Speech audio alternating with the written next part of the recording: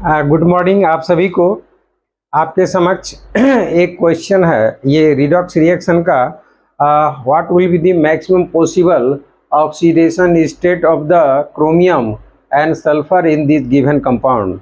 आपके पास दो कंपाउंड दिया गया है, एक है CrO5 और दूसरा H2SO5 करा। इसमें सल्फर का मैक्सिमम पॉसिबल ऑक्सीडेशन स्टेट कितना होगा और क्रोमियम का ऑक्सीडेशन स्टेट कितना होगा। तो जस्ट देखिए इसमें ये CrO5 आपके पास है, तो हम ऑक्सीडेशन स्टेट ऑफ Cr निकालते हैं।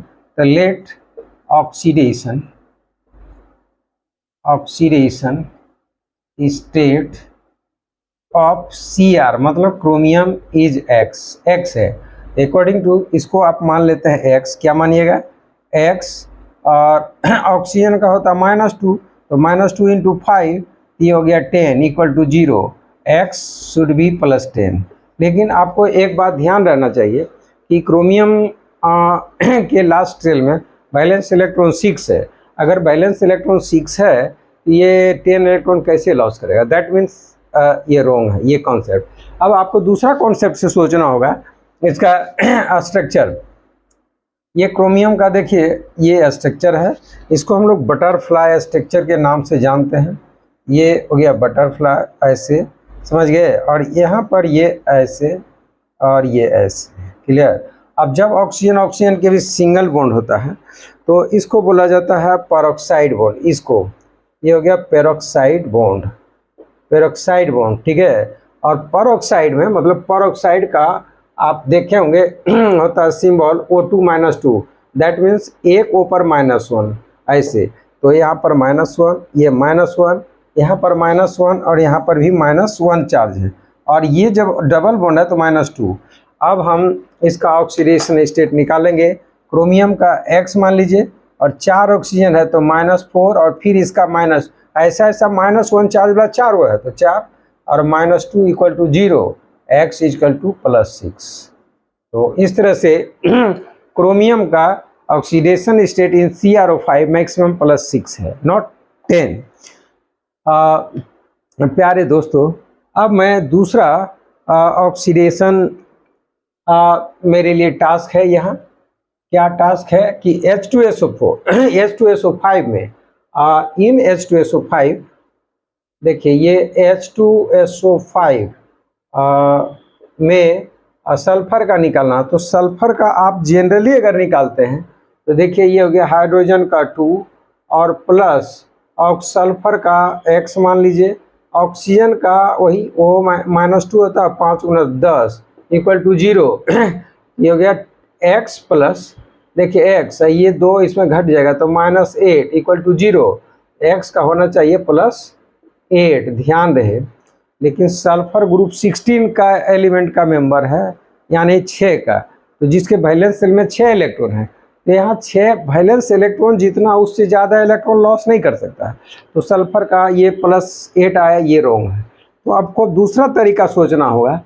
यहाँ देखिए सल्फर में स्ट्रक्चर ये ऐसे होता है, ऑक्सीजन और ये O and H, ध्यान देना है आपके पास, और एक OH आपके पास। देखिए 1 2 3 4 5 ऑक्सीजन हो गया।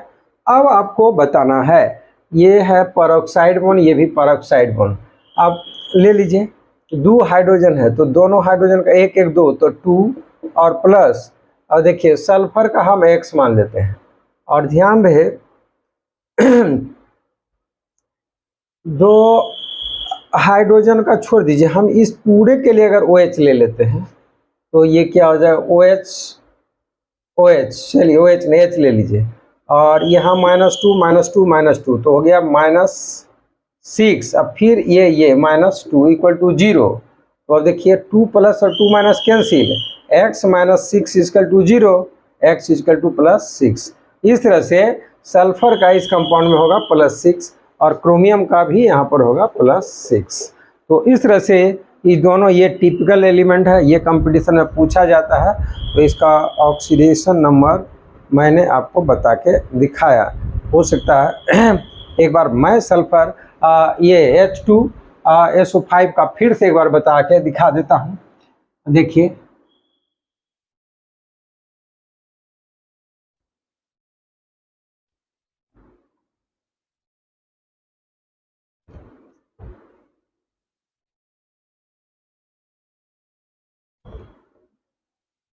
देखिए आपके पास है H2SO5, तो हाइड्रो इसका स्ट्रक्चर आप लिखेंगे ऐसे, जनरली बनाएंगे इसे कि हाइड्रोजन का 1 होता है, 2 गुना 1 तो 2 और प्लस सल्फर का x और माइनस ऑक्सीजन का 2 और 2 गुना 5 तो 10 equal to 0।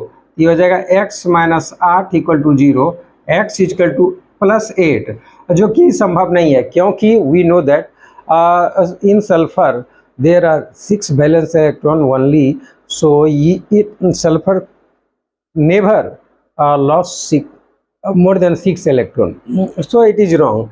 Now we have to think about a structure. देखिए सल्फर का स्ट्रक्चर ऐसे होता है, डबल बॉन्ड O, क्लियर और यहाँ पर है OH, तो और ये O एंड H, ये परऑक्साइड बॉन्ड है, यहाँ पर माइनस, यहाँ -2, ये -2, ये -2, हाइड्रोजन का +1 और +1।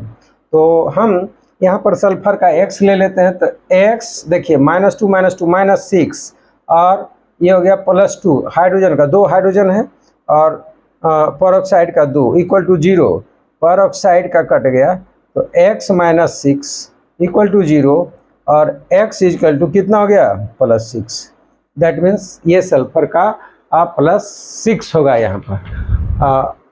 और इसके साथ ये आपका सॉल्व हुआ। Thank you so much.